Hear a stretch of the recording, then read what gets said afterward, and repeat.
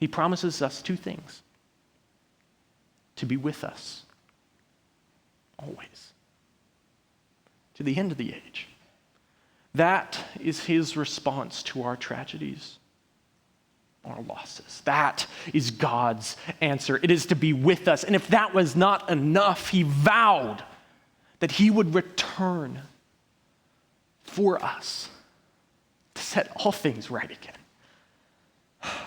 We can see now that this response is born from a deep, deep personal understanding of what loss and tragedy really feel like. And it is from that place that he does not just promise to fix things, not to just make us feel not so terrible, or to explain away our grief and afflictions. No, he promises us these two things: to be with us, and that he's coming back. This is what hope really is, and this is how we can find our true hope in the midst of tragedy. It is not by sugarcoating or deceiving ourselves that what we face doesn't matter as much as we feel it does. It is not by trying to conform God's plan into our own understanding. And it is not by growing deaf to God's voice, even in the pain and the uncertainty. It is by living in those two promises that God will be with us always. And better still, he's not just going to leave us humans to our own machinations, to our own collective greed and cruelty and apathy and self-centeredness.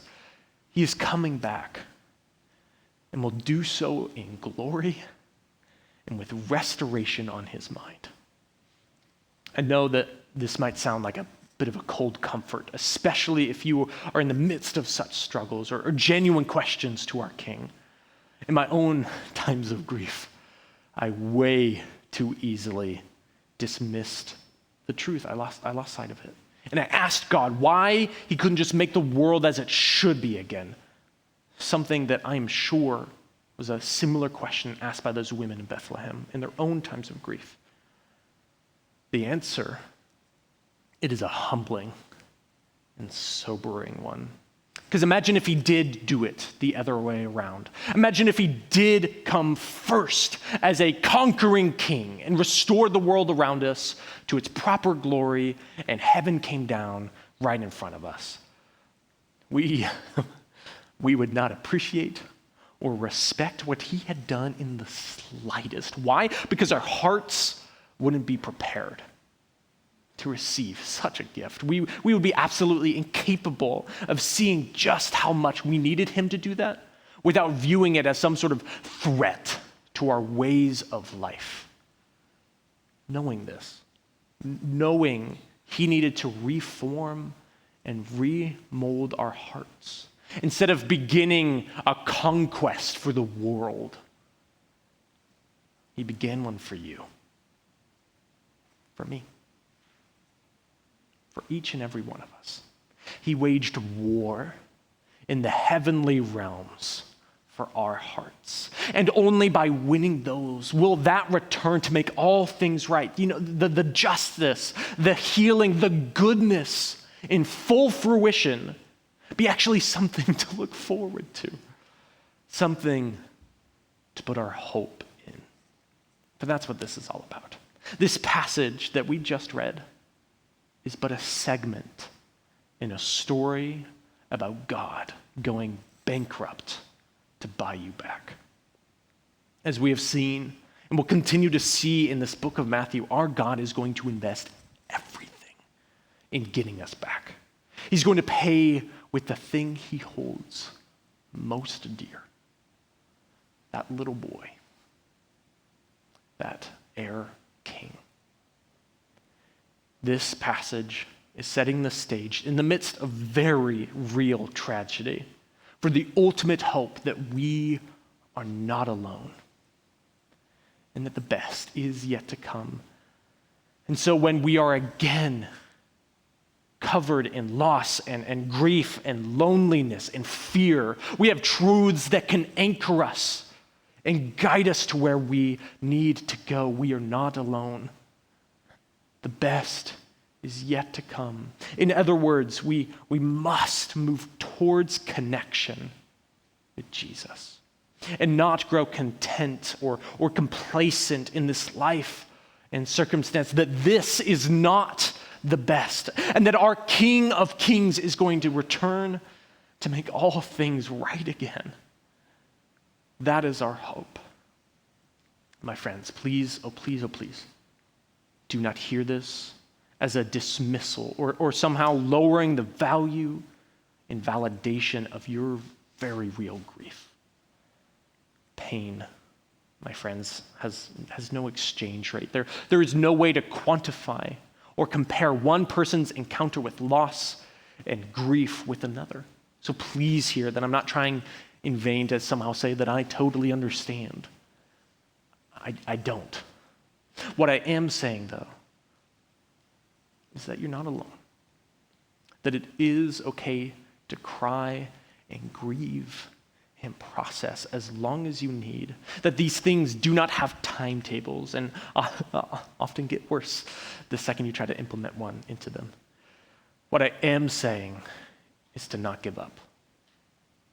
To don't give up. There is hope. There is healing, and it is meant for you. Put another way, let this hope, this radical promise that there is more than the storms we face, contextualize your grief, not the other way around. Said more simply, let hope interpret grief, and not grief interpret your hope. Finally, and this is the most important thing of all of this, this hope that Jesus has for you is the same hope we get to share with the world.